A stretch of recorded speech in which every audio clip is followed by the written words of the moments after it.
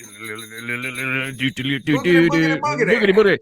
Hey guys, this is future Jason and Clay here. Hi, from the Hey, future what's of this up? of what we just recorded. We just wanted to let you know that this video does have a lot of spoilers for the movies we discussed. So if you haven't watched them yet, buyer beware. Yeah, go watch the movies. Go watch all three of these movies. You won't hate us for it, and if you do, we like hate. And then watch this review, and then give it a thumbs up, and do all that stuff that YouTubers tell you to do because it helps the algorithm. What he said, that guy right there. That's All right, me. guys. Yeah. So thanks and enjoy this episode. Just hear those bells jingling and ting ting tingling too. We're just pants poopingly happy because it's the holidays, everybody. Yay! Hooray! Welcome. Sorry, just had a little difficulty here. Hey, if you can still hear my bell ringing, just let me know and I'll cut it off. By the It way, just adds to the whimsy and merriment. Let it ride. yeah, what was I gonna say? I was gonna say something about this stupid hat, but I can't remember what I was gonna say.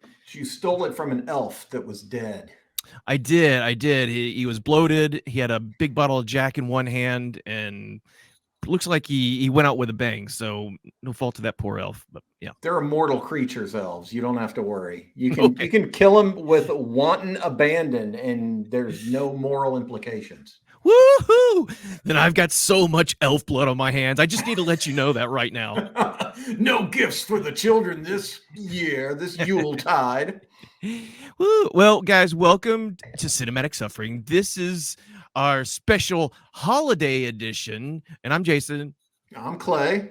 And Christmas Clay. Yeah, Christmas Clay. And welcome, you ho ho hos. That's right.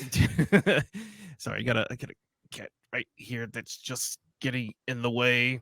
Yeah, so it's weird that we didn't have Cat. that we didn't have a actual like a Halloween episode. We haven't had any special episodes over this past year except for now. Why are we just let it choosing go? this? I mean, it seems like a no-brainer that we would do something for Halloween, but every day is Halloween when you're part of the Cinematic Suffering crew. That's right. When you're part of the CS universe, where there's many multiverses around, and That's right. things just kind of collab and bulkheads, and it gets crazy around here. So, all right. Well, Clay, we sat down. We didn't sat down. We didn't sat down. We Sat down.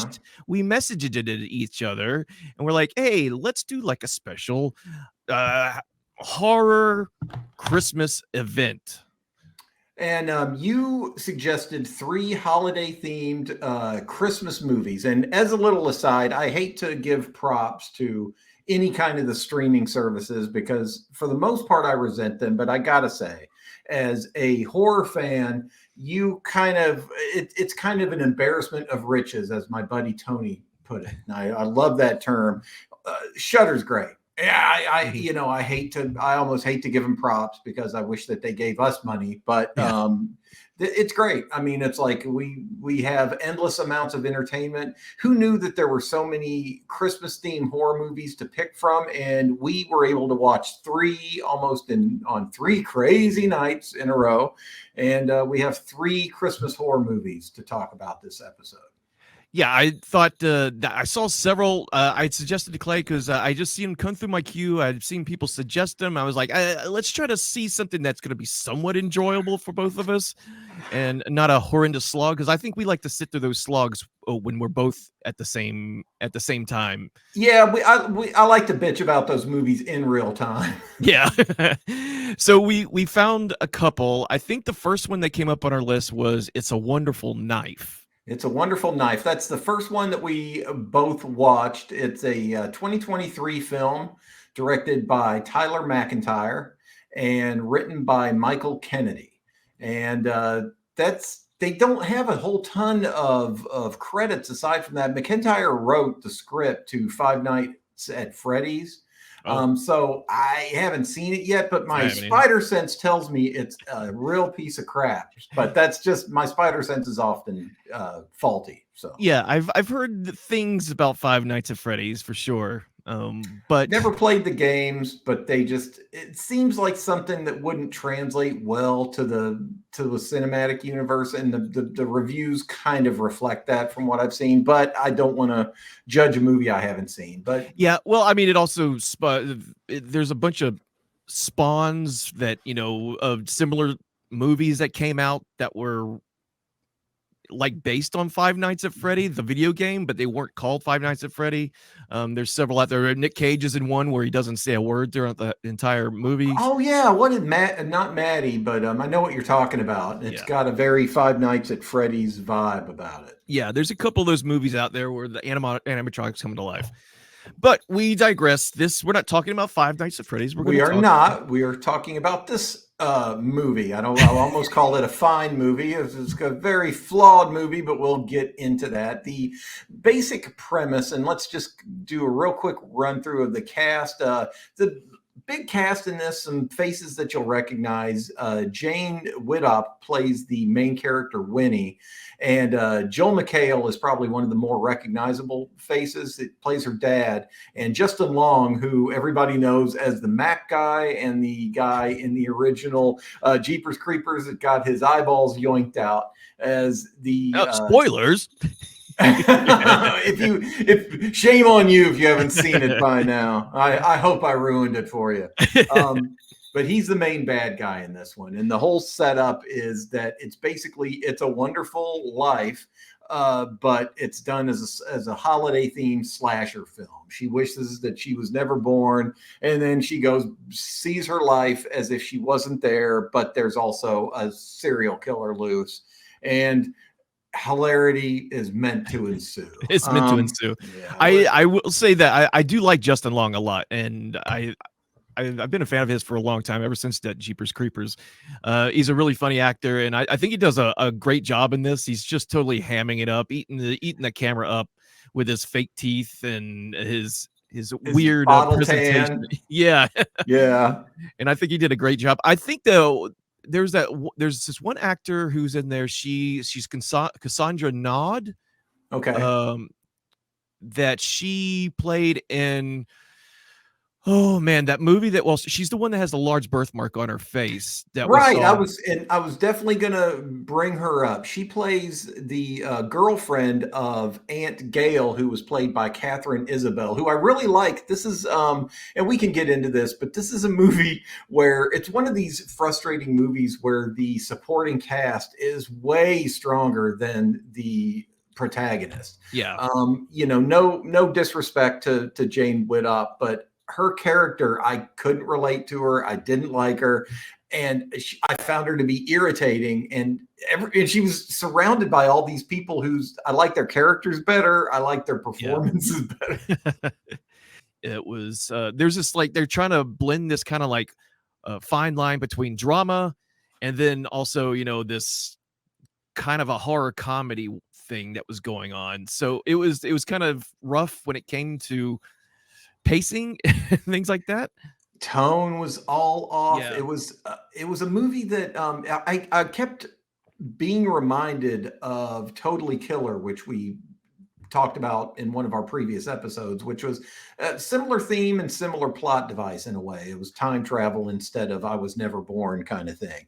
And it utilized a lot of the same kind of comedy beats, but it did it so much better. I actually smiled and chuckled during that movie. I didn't even crack a smile during this one for the most part. Yeah. I found it to be kind of irritating in a lot of places.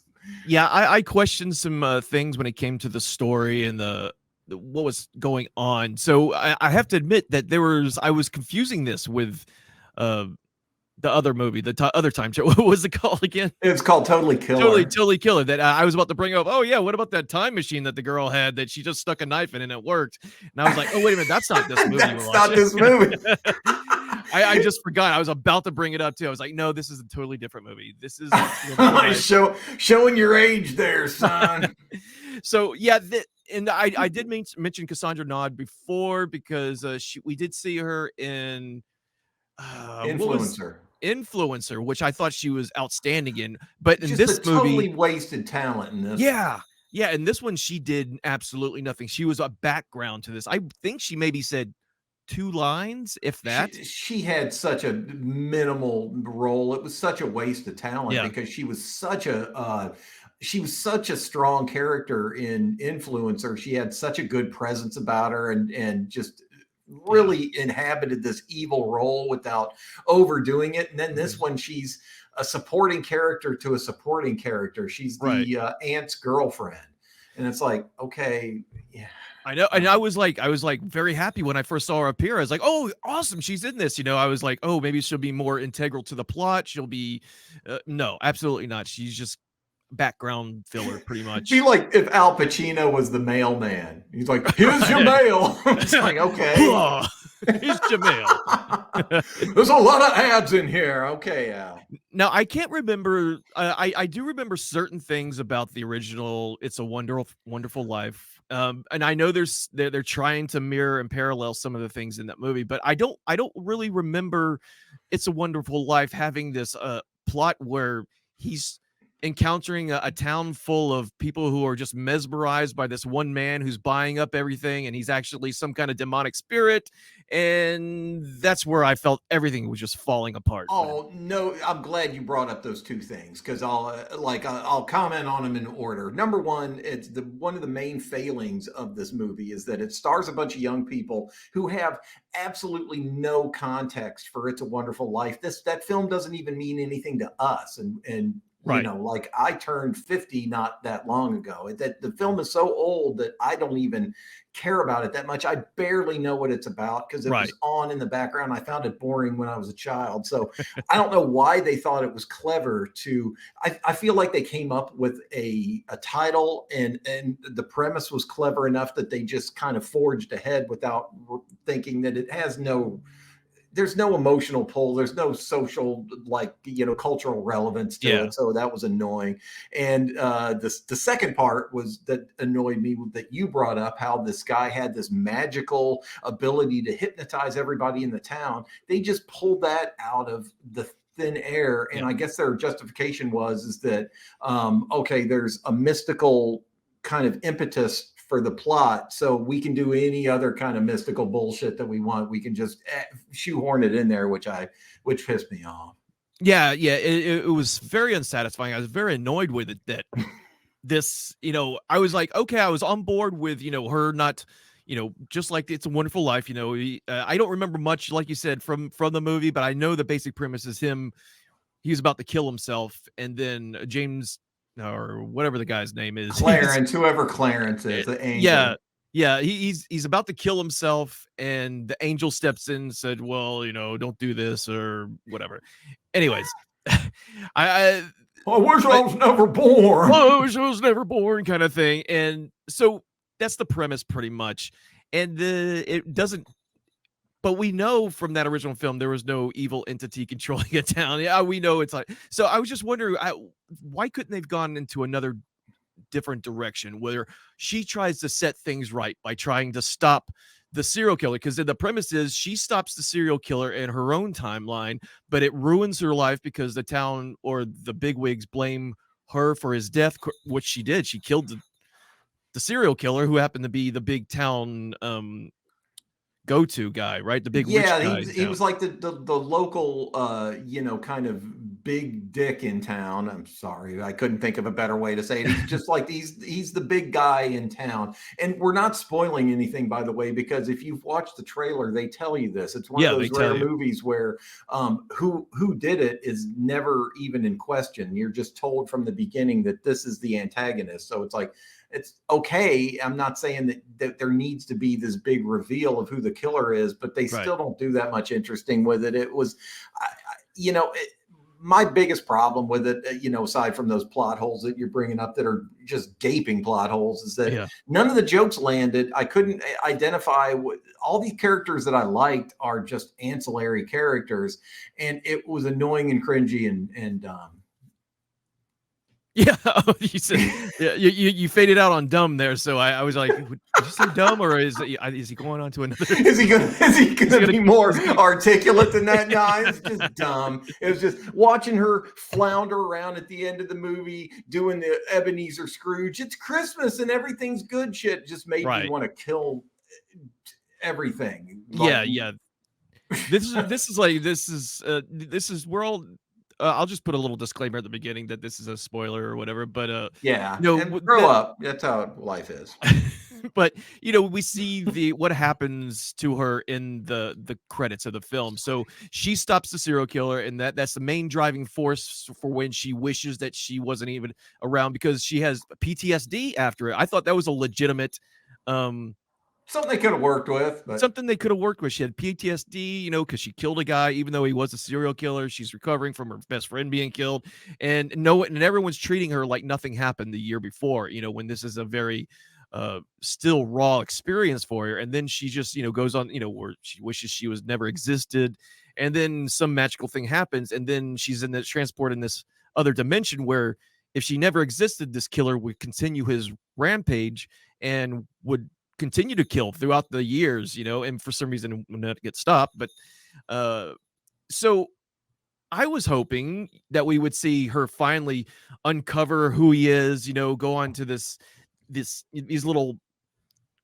adventures to try to get the people to believe that who the real killer is and that he was, and reveal who he is and then, expose him and then hey, the town is great and they know who killed, but it just drifted off into the supernatural, even more supernatural than Not Wishing to Be Born thing. yeah, like I was thinking of, for some reason my mind went to this is a kind of a weird thing to think about, but my mind went to the movie Big. Like, remember how good of a movie Big was? And Yeah. it was because there was this ridiculous, absurd premise that, like that they asked the audience to go on, but then the rest of the movie was so grounded and the performances kind of were so good and pushed you through the narrative and took you along that you accepted this premise that this little boy made a wish on a thing and then became Right. the thing. As soon as they start bringing in mind control and this guy is this Pied Piper character, it's Yeah. like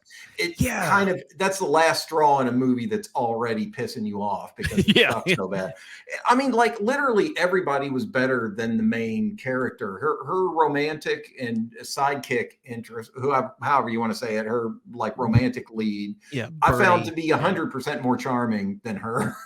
I think in the end for me it was an average movie. It wasn't the greatest. I think I was entertained up until now I'm not saying entertaining as being, overwhelmed entertained, but it kept my interest. I saw some cool kills and, the ending sucked, but I give it was an average movie for me. No, it wasn't terrible. I just wish that it set out to do two things, to be three things. Let's say it set out to be kind of charming and capture Christmas in this novel way, to kind of have some good serial killer stuff and to be funny. And I felt that it fell short in all three ways. But like many of the movies we review, it had the best intention. So Yeah. mediocre at best. So Mediocre at best. yeah, like not trying to rush, but we got three of these to go through, and I feel that we're on to bigger and better movies. Do you want to do The Sacrifice Game next or Christmas Bloody Christmas? Which one do you want to save till last? Let's jump into Christmas Bloody Christmas. Okay, excellent. So, Christmas Bloody Christmas is a 2022 movie directed and written by Joe Begos. Apologies, Mr. Begos, if I'm saying your name incorrectly. And his other credits include a movie called VFW and Bliss, both of which look pretty kind of entertaining or at least interesting. And one bit of trivia about this movie: the basic setup is imagine Silent Night, Deadly Night, but the main character is the Terminator, who's also Santa. That's basically the premise. Serial killer who's a robot that looks like Santa Claus. Right. The film was originally pitching a remake of Silent Night, Deadly Night, and that fell through. So he pitched this idea that he just came up with, and they said, no, it's too different from the original pitch that you were given us. But he decided that he liked it so much anyway that he was going to work up a script, did that during the pandemic, and ended up making his movie, which we're getting ready to review now. Right. Yeah. And I remember you watched it before me, or you got a little head start on me, and you're like, boy, this movie sure says fuck a lot. They love to start off with all the dirty swear words. I mean, they say the F word so many times that the subtitles can't keep up with it. They literally can't keep up with all the fuck. No. They don't even make sense They don't. in the context of the sentence. Just firing so many F bombs off. And I'm not saying that's a drawback in the movie. I'm seeing like the IMDb and Rotten Tomatoes and Shutter scores are all kind of like middling. They're kind of like that. Yeah, they're kind of. But I will say, I enjoyed it. I really enjoyed Riley Dandy and Sam Delich. Their characters are Tori and Robbie, and they really have a great interaction with each other. I love how the actors are conversing, and it feels like real and natural conversation. Maybe not too real, because there are some like meta kind of like moments though, but there's some arguments they have that I've had with friends of mine, and they talk about metal, they talk about, you know, horror, and well, they're both they're both work in a music store and like an album store, so they're both immersed in the music world. One would assume the metal world is what they lean towards, so that I could see how we could both kind of get into that. Yeah. And I did have my doubts at the beginning, just because, you know, you always have your doubts, because I've always seen Christmas Bloody Christmas come across my Shutter stream, you know, not my watch list, but you'll see it come across, and I was like, next, you know, and I'll like it's asking a lot.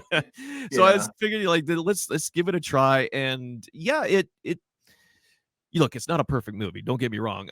There's some stuff that I feel they do horribly wrong, but at the same time, it is a fun movie, and I was engaged fully into the crazy antics of these kids. I enjoyed it too. Like you, I have criticisms of it. I feel like, tell me if you disagree with this. I feel like Joe Begos sees himself as kind of a contemporary of, or, you know, an understudy of Tarantino, and that he tried to fill his movie with a lot of poppy dialogue, and the characters are constantly riffing and saying witty things at one another. It falls a little bit short, in that the acting can't stay up to Tarantino.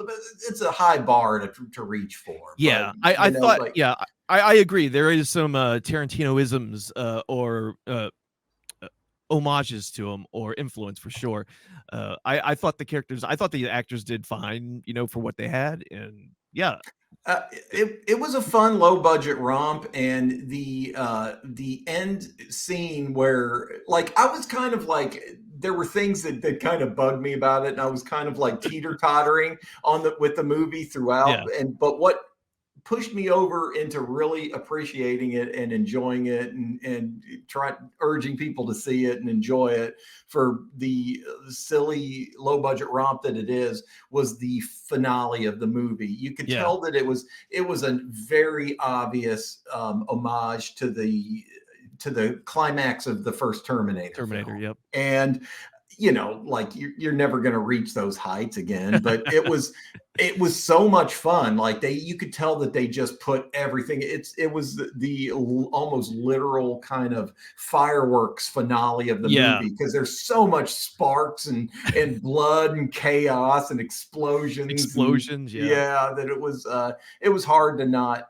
kind of appreciate what they were trying to do, and you know, kind of go along for this vulgar ride. There's unnecessary amounts of cunnilingus and oral activities in it, which, hey, fine, man. That's, you know, it's a horror movie. Make it as vulgar as you want.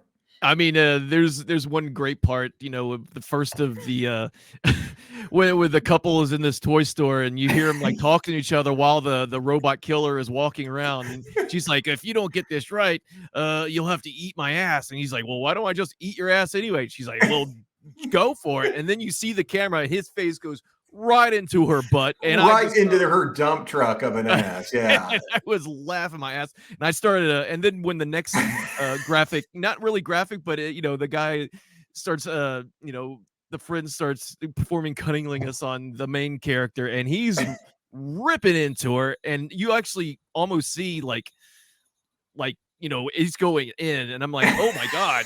And I was Well, just I got the idea that he was blowing lint out of her belly button. I was like, "That's you're a good 6 inches north of the goal there, buddy." But who am well, I yeah, to judge? some of those scenes, but when he for that first time when he goes down and you see him pull her panties apart, and you start see, and he goes in, and I was just like, all right, then now we're getting into some softcore porn. Let me get some It was wine real pretty quick. hot. I need to Yeah, I'm turn not the gonna. lights down. Yeah, it's one of the things that kind of made it an endearing movie because, part of the reason that I've always loved horror, and especially what got me into it as a rowdy teenager, was that it's this. It's this other kind of genre. It's a subgenre. It's gross. It's vulgar. It's crass. It's base. But it's like, Yeah. yeah, man. I mean, that's the kind of art I like. Is the stuff that kind of pisses off some people, disgusts others, and fills others degenerates like myself with giddy delight. Oh yeah, yeah. I was filled with giddy delight because I even messaged you. I was like, oh my god, this movie has everything. It does. Oh, yeah, it makes you swearing and yeah, ass eating and Yeah, it's another that's another Tarantino-ism. I felt like Joe, our director, Mr. Joe here, was saying, like, how Quentin Tarantino just kind of puts his fetishes out there, like just booties and feet and stuff. That's what he likes in his movies. I'm gonna put it out there that I like eating ass and Yeah. pussy. Like he's like it's on his resume or something.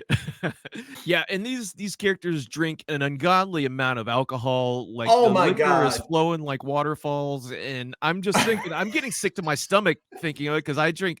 When I have like 4 shots, I'm already like feeling it. But these people are Fucking like, hammered. And I'm yeah, a they're pretty seasoned drinker. I'm not an alcoholic, even though right. I've been drinking wine throughout this whole podcast. But like I was saying the same thing. Like when I was watching them, like every other scene, they're taking like double shots Yeah.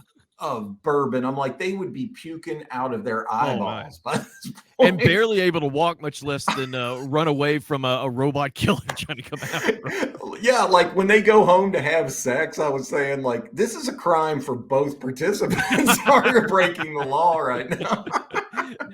Let me go into some consistencies that I found throughout the film that I Yeah. would have to take note of.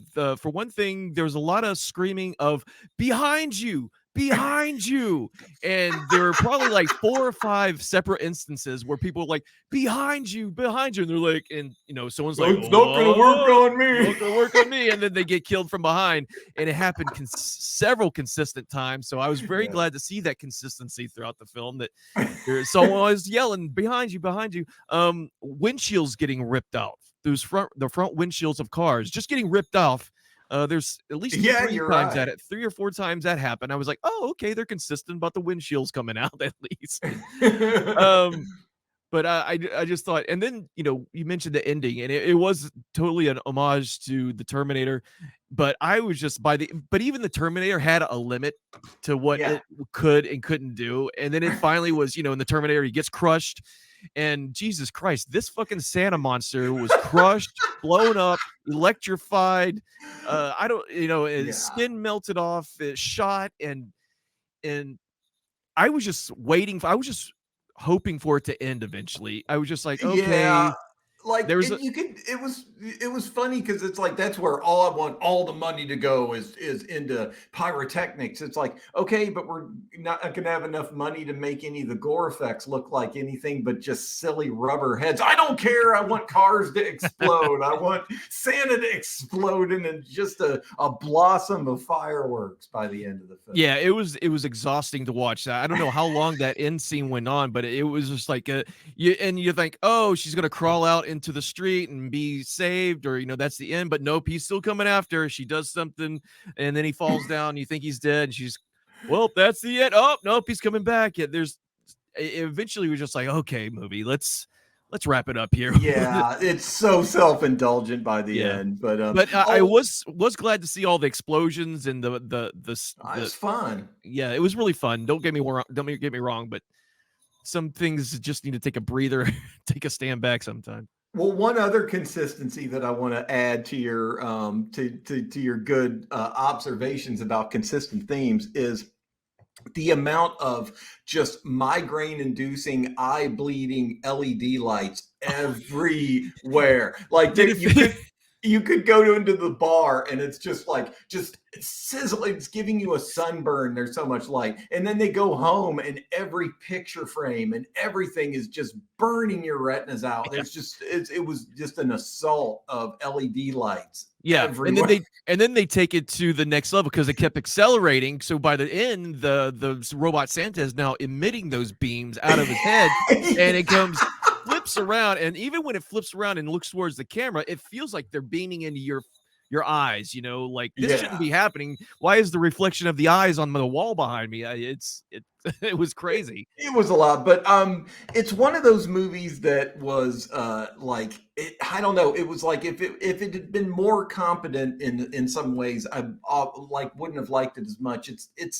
This is a perfect movie if you have friends over, if it's a friend based Christmas and you just have a friend group instead of a family. Like let's say you ate your family and you just like hanging out with your degenerate drinking buddies and you all like horror movies and fucked up stuff. This is the perfect movie to throw on because it's Christmas, but it's anti-Christmas in a way. Yeah. So I recommend it if you like goofy, fun nonsense. Yeah, I had a fun time with this. So I'd give it a little higher rating than maybe IMDb. I'd give it more of like a 7, but they give it like a 5.1. So I'd bring it up a little bit more because it was just it was a fun ride. I enjoyed the characters. I enjoyed the violence and the raunchy debauchery that was going on. So I'm all into it. Yeah, like bands like Ghoul and Guar and stuff like that are definitely not for everybody, but they're for the people that like it, and that's Christmas, Bloody Christmas. Absolutely. All right, Clay, let's head on to our last, but certainly not least. Definitely not least. The Sacrifice Game was a 2023 film directed by Jen Wexler and written by Sean Redlitz and Jen Wexler. And this is hands down, I imagine we'll both agree, is definitely the most competently executed, written, conceptualized, cinematography, all of the things that make a horror film kind of stand out among the fray. This is it. This was a really good one in my estimation. Yeah, and it throws a little curveball at you near the end, but I'm not going to say I wasn't even like I felt like I could predict what was going to happen. I knew bad people were going to get their comeuppance, and I was very happy to see that. But the bad people were bad people, and they were real bad. And you just wanted to see them die, and you just wanted to hopefully they get tortured in the process. So, you know, we get this we get the opening scene is pretty much this band of like 4 people, I think, and they're very Charles Manson-esque. Oh, very Charles Manson, yes. Just going to homes, slaughtering people, and we don't know why they're slaughtering people in their homes, but it eventually reveals itself as the movie progresses. But then we're kind of transported to this all-girl boarding school in the middle of nowhere, you know, in the mountains or the snow or whatever, and it starts jumping into some cool themes and moods, and it may be somewhat of a slow burn. I don't know if I even want to call this a slow burn because I wouldn't call it that because I don't think I like will. if you enjoy good acting and just really damn good camera work, sound design, score, like all of the check boxes that make film geeks kind of perk up. It does a really good job on all of them. The main characters in the film, Madison Baines and Georgia Atkin, Chloe Levin, and that's just the main characters. All of the supporting characters and the antagonists, everybody is really damn good in this film. Yeah, the when I think about the killers, they're all very four distinct personalities. They're all not the same raving lunatics that you think a Manson-esque kind of killer would be. They're, they all have a purpose, they all have a design, they all have their own motivations for why they are doing this. And the actors who are doing it are who's the one actor that it was part of the four killers? He was the one with a car that they Oh, I don't remember the characters' names, but he was the shaggy hippie looking dude that was the yeah. most Manson-esque of the He crew. He's yeah, the his one that looked the most like Charles Manson. Yeah, the character's name was Doug, and he gave some kind of Hmm. comedic relief to the Yeah. movie, which is really kind of heavy. Some of the heavy topics, as far as just murdering people, that's heavy enough. But so he lent kind of a comedic aspect to it, but we still put on a good performance that he's a psycho. You look Well, at yeah, and again, like their motivation. Oh, spoilers. I'm not going to say it anymore. You're going to get spoilers. But their motivation is that they're trying to perform this ritual, and they commit so many murders, and the end point is this boarding school that's like I get the idea that it's a Catholic boarding school. It's a very religious kind of oppressive religious kind of overtones to yeah, it, but they have a library that's got like Necronomicon type shit in the basement, and yeah. that's where the killers are going to. And what they're trying to do is unleash a demon that's going to give them all of their best wishes, all Right. of their Well, desires. I think that's a point they made in the movie. It was like they were trying to summon a demon. They Right. didn't realize they were actually unleashing a demon because we find out that the demon has been there the entire time and has pretty much influenced these killers to come back and think they're performing a ritual to summon the demon, but they're actually performing a ritual to release the demon. And that's this demon's overall evil plot, scheme. And the innocents at this school kind of get caught up in the mass murder aspect of it. Well, and like it was one of those movies that you weren't quite sure. There was a point in the movie, let's say about like the tail end of the second act, where you'd start to kind of throw out your own theories. And Yeah, I liked what they did. I liked the resolution there. That's probably the way I would have gone too. yeah, But in a way, I was kind of sad that it wasn't my initial my initial prediction was that the main girl that ends up being the demon that they're unleashing. I wanted her to be just this very troubled young lady that's such a psychopath and so sociopathic that she's able to get into people's heads and make them and manipulate them. I wanted yeah, it to be that. Instead, she was just an actual demon. yeah. Which they did great. No shade to the movie that they went that route. I probably would have liked it a little bit better if the twist was there is no supernatural element there. It's literally it's all about weakness of mind and Yeah. people's ability to kind of manipulate folks like that. Yeah, yeah. I don't think I even thought of that when I was watching the movie because sometimes I wasn't even trying to call it. I think from the moment that I think I kind of knew that that girl was going to be the demon anyways, but the lead up to that I didn't even think of that, but that'd be a cool yeah alternate kind of ending to it for sure. Yeah, yeah, Yeah, I but wouldn't even thought of that. some great performances and some consistently good plot developments and dialogue, character development. All that stuff is really good.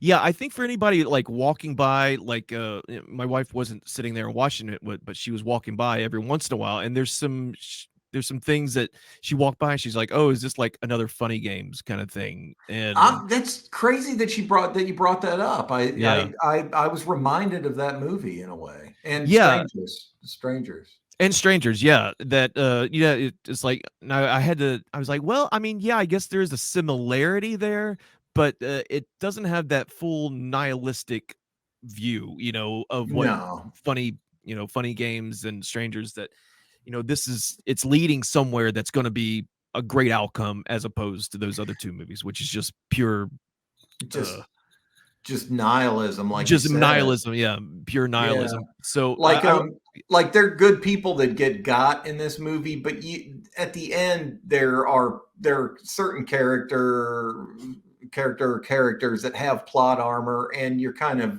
glad for it in a way. It's like, yeah, okay, I don't necessarily want to be drug into the heart of darkness with this one, but right. they do a good job of kind of keeping you right on the cusp of it.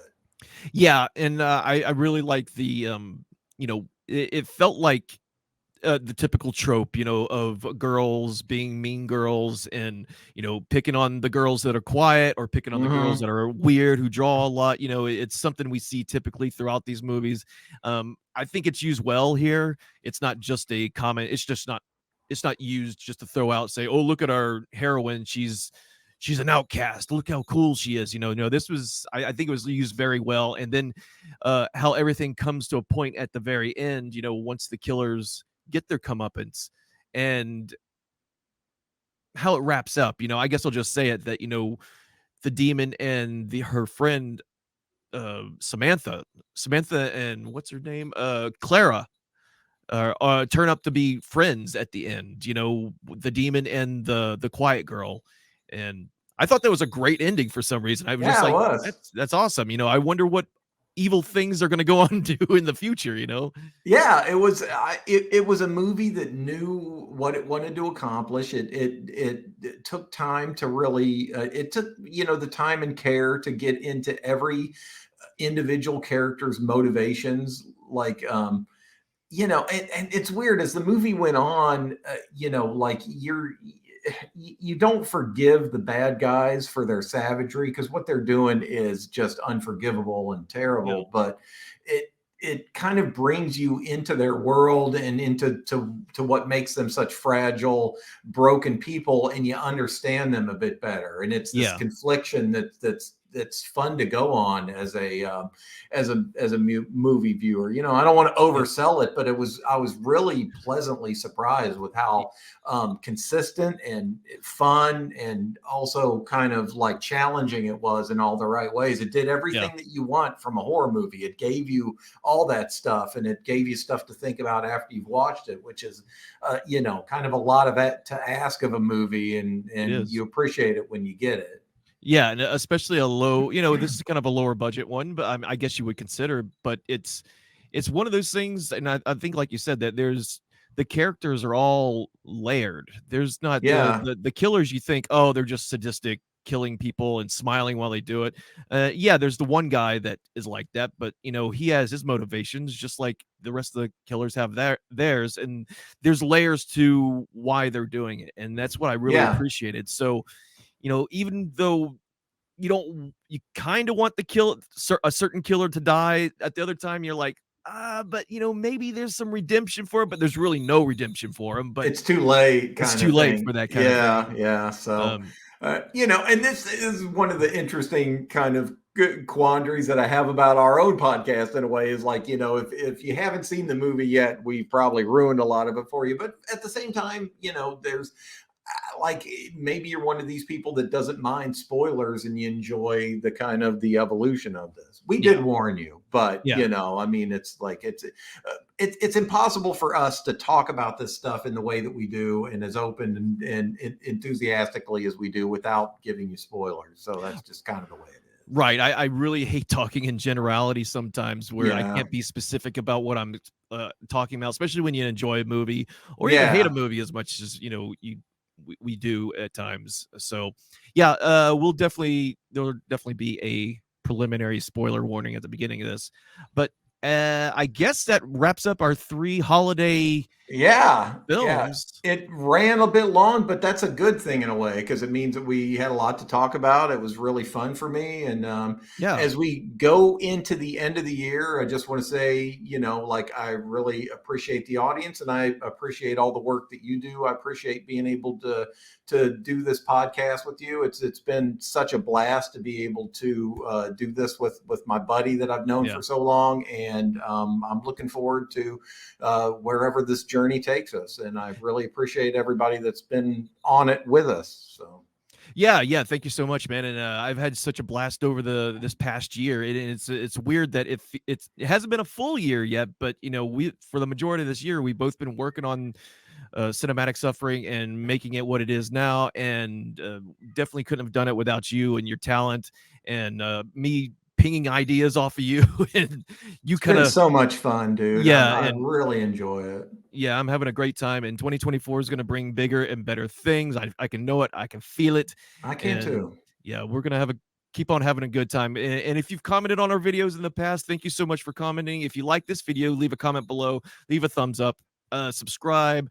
If you're listening to this on your favorite podcast platform, please give us a 5-star review. And if not a 5-star review, then don't leave a review at all. This is not very Christmas of you, is it?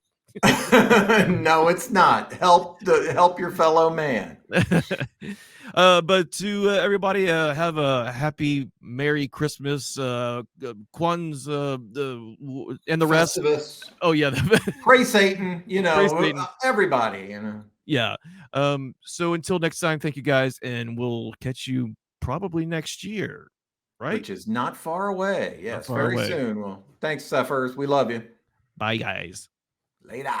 Blah blah blah ding blah blah blah bee blah bee boo. Bling bling bling bing blah boo doo boo bing boo.